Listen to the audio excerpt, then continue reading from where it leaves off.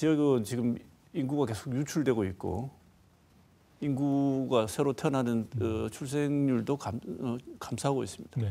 그럼 인구가 준다는 얘기인데요.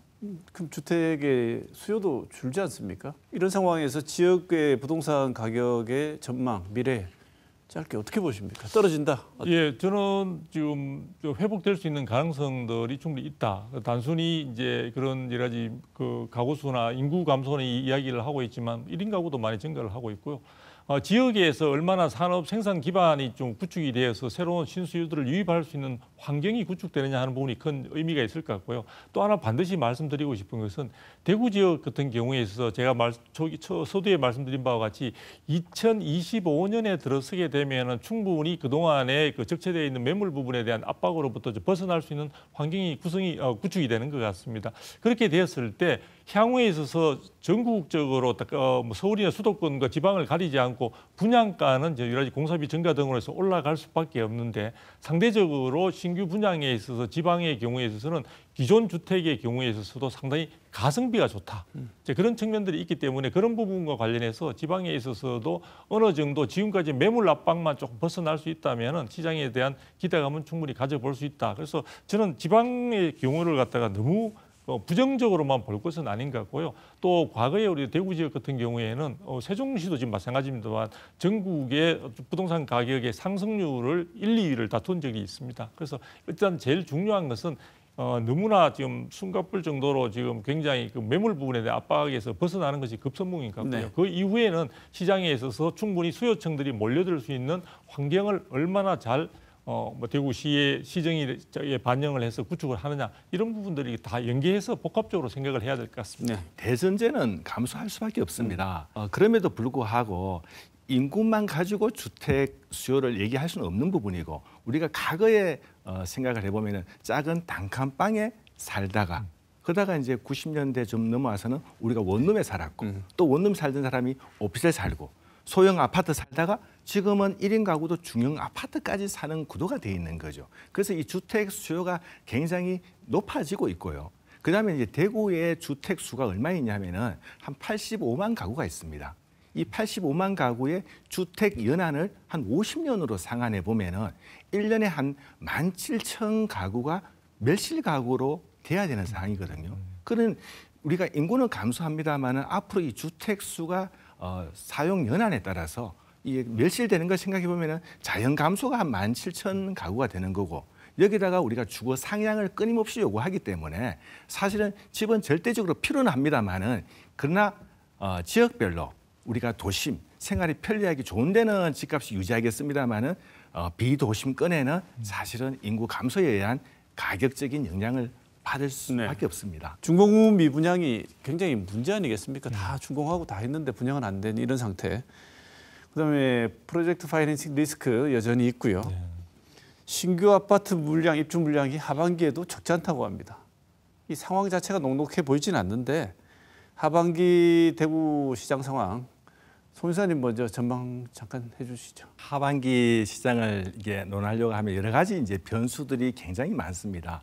그 가운데 대구에서 가장 많은 영향을 주고 있는 것은 뭐냐 하면은 미분양이고 입주 물량인 거죠. 제가 입주 물량 한번 살펴보겠습니다. 우리가 전국적으로도 제가 좀 비교를 해봤는데요. 우리가 경기도가 입주 물량이 가장 많습니다. 경기도 입주 물량은 쭉 보게 되면 한 9만 세대 가까이 쭉 이어지고 있고요. 그런데 경기도도 9만 세대에서 다시 26년도에는 한 절반으로 꺾이고 서울에는 4만 4천 갔다가 원래 2만 2천 세대가 입주 물량인데 26년도에 서울 입주 물량이 3,500세로 급감합니다. 자, 우리 대구 한번 볼까요? 대구는 13,000, 16,000 가다가 지난해 한 3만 3천, 올해도 2만 4천이 있네요. 근데 26년도에 이제 한 5,900호 정도가 입주 물량으로 했습니다. 이걸 생각해 보게 되면은 우리가 지금 당장은 어려운 거는 맞습니다만은 우리 주택이 아파트가 필요하다고 해서 빵저랑 찍어낼 수 있는 게 아니잖아요. 지금 공급한다고 하더라도 26년도에 공급이 불가능합니다. 그래서 지금 서울 수도권 쪽에는 서울에 인구가 저렇게 많이 있는데 26년도 입주 물량이 3,500세대밖에 없다고? 올라가는 거죠. 심리가 이제 받침이 되는 겁니다. 그런데 우리 이제 대구 같은 경우에도 이 시장의 변수가 뭐냐 하면은 원래 입주 물량은 24,000세대 가운데 이제 하반기에 남아 있는 물량이 한 10,000세대가 있습니다. 그리고 내년도에 입주한 물량도 10,000세대가 있죠. 그래서 거기다가 이제 미분양이 한 9,500세대가 있기는 합니다만 이 정도는 걱정 안 해도 됩니다. 이 시간이 지나면 해결될 것 같아요.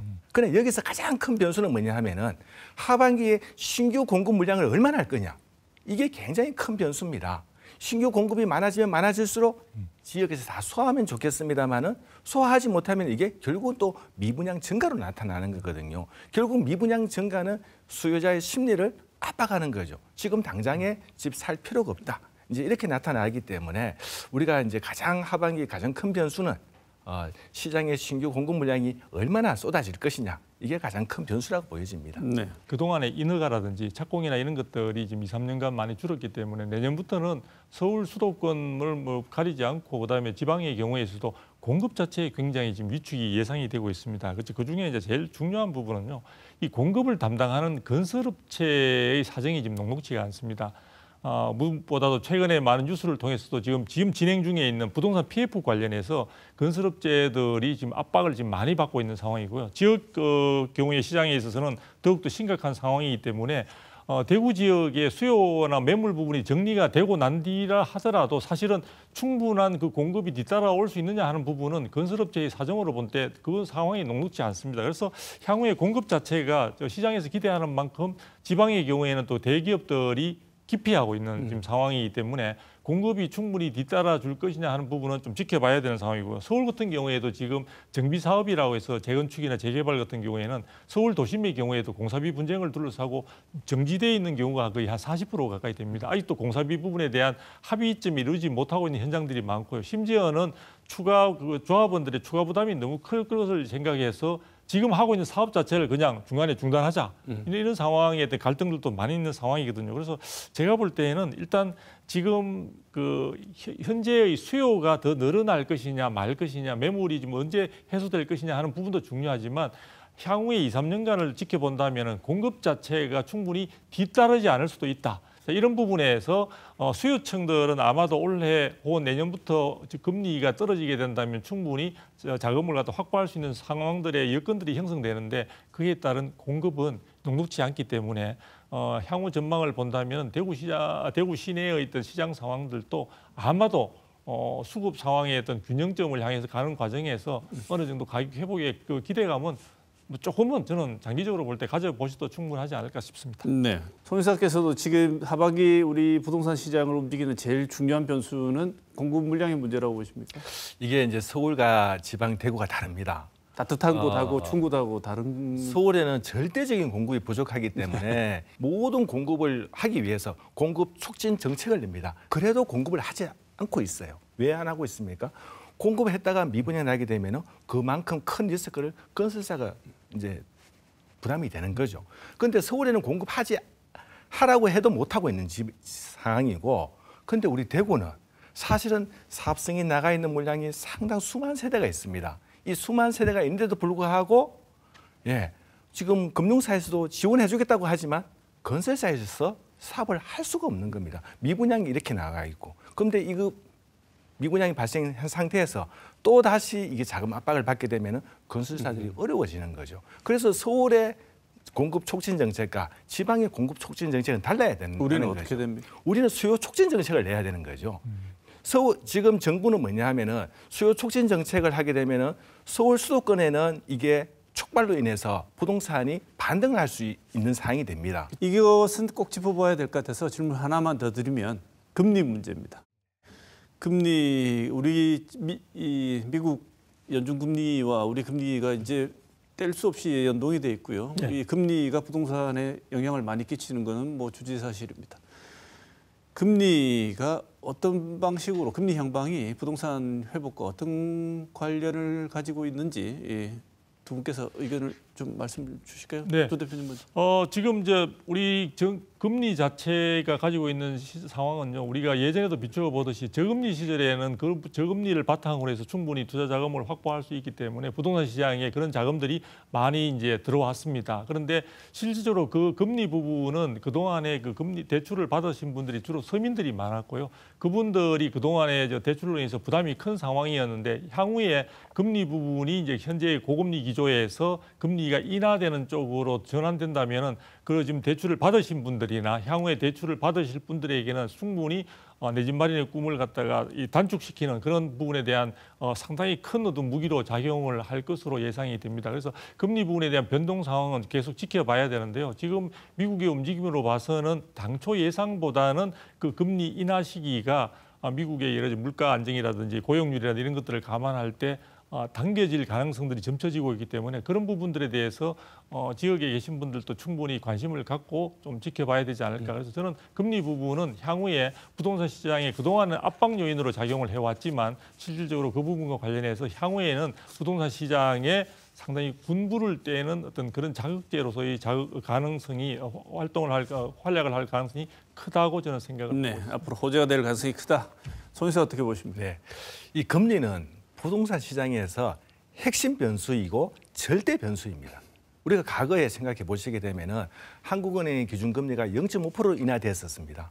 0.5%가 상당 기간 이어졌을 적에 우리는 어떤 행동을 했습니까? 가만히 있으면은 그냥 그 순간에 벼락거지가 된다는 위기감이 있었기 때문에 젊은 사람들은 주식하고, 그다음에 부동산 투자했지 않습니까? 그러다가 지금 우리가 고금리로 인해서 부동산 시장이 이렇게 조정을 받고 있는 거죠. 이 공급 물량만이 다가 아닙니다. 공급은 지방에만 많았지 서울에 많았던 게 아니잖아요. 그런데도 서울이 하락했던 거는 뭡니까? 금리가 높아졌기 때문에 부동산이 이제 떨어졌던 거고. 그 반면에 이제 금리가 낮아진다고 하면은 이 부동산 시장이 회복할 수 있는 전제 조건이 되는 거죠. 네. 전망을 보면 제일 맨 마지막에 남는 질문은 이거죠. 네. 집 사야 됩니까? 말아야 됩니까? 지금 상황에서. 지금 집을 산다는 것은 굉장히 위험하다고 생각을 하십니다. 대부분의 사람들이. 그 위험하다는 전제가 시장에서 암울한 얘기면 다 있는 거죠. 지금이 바닥일 때가 가장 두렵고 암담하기도 합니다. 그러나 지금은 어떻게 보면은 저는 이제 이게 바닥이다라고 보여지는 거는 우리가 지금 물가가 많이 올라갔고 또 건설 회사에서는 공사비가 굉장히 많이 상승했습니다. 그다음에 지금 오늘날 하자가 많이 발생되고 있는데 이 공사 하자가 왜 많이 발생했냐면은 공사 기간이 줄기 때문에 지금 공사 비용은 앞으로 연장될 수밖에 없고 그러면 결국은 이게 분양가 상승으로 이어집니다. 지금도 우리가 과거 3년 전에 분양했던 것보다는 공급 가격이 한 30% 올라 있는데 앞으로는 불과 몇 년 전에 비하면 공사비가 한 50% 상승할 수밖에 없는 이런 구조입니다. 그렇다는 얘기는 신규 분양을 나중에 기다렸다 사기보다는 지금 입주하는 아파트, 지금 미분양 아파트를 산다면은 이게 경제적으로는 훨씬 이득이 되겠죠. 네. 저는 이제 좀 나눠서 생각을 해보자면요. 실수요자라고 한다면은 굳이 지금 부부 시장 상황을 고려할 때 어느 정도 바닥장이라는 그런 부분들에 대한 인식들도 있고 또 지금 시장 상황을 볼 때 그렇게 좀 생각을 할 수 있기 때문에 저는 자신의 어떤 주거의 안정성이라든지 그다음에 만족도나 개인적 상황들을 고려해서 충분히 장기적인 어떤 그런 관점에서 본다면 빨리 선택을 하는 것이 저는 적절하다고 보여지고요. 1주택자의 경우에 있어서는 지금 여러 가지 앞으로 향후에 금리 인하가 될 가능성이 크다는 점에서 본다면요. 작은 부분에 대한 조달의 부담이 상당히 줄 수도 있습니다. 그래서 저는 주거 사다리를 적극적으로 지금 상향 조정하는 쪽의 선택을 권하고 싶습니다. 그 무슨 얘기냐면은 현재의 규모보다 조금 더 안정적인 주거, 더 편안한 주거 쪽으로의 상향 부분들의 선택을 과감히 할 수 있는 그런 기회가 아닌가 이렇게 보여지고요. 다주택자 같은 경우에는 지금 사실은 향후에 있어서도 전체 금리가 내려간다고 한다면 임대소득을 충분히 확충할 수 있는 그 방안에 대한 고민들이 있어야 될 것 같고요. 전반적인 세제 변동 가능성이나 전국의 흐름 등 이런 걸 감안한다면은 현재에 있던 다주택자의 경우에 현재 주택 보유수를 다소 조금 줄이는 쪽으로 그리고 서울의 전체적인 분위기 자체가 똘똘한 한 채라는 이런 점들을 감안한다면은 시장의 흐름에 어느 정도 좀 부응할 수 있는 그런 쪽의 선택을 적극적으로 보내드리고 싶습니다. 네. 자, 오늘 두성규 목민경제정책연구소 대표, 성원배 대구 경북 부동산 분석학회 이사 두 분 모시고 빙하기라고 얘기되고 있는 대구 경북 부동산 시장 하반기 전망, 그다음에 여러 가지 정책적인 문제들 좋은 말씀 들었습니다. 두 분 말씀 감사합니다. 오늘 여기서 마치겠습니다. 고맙습니다. 감사합니다.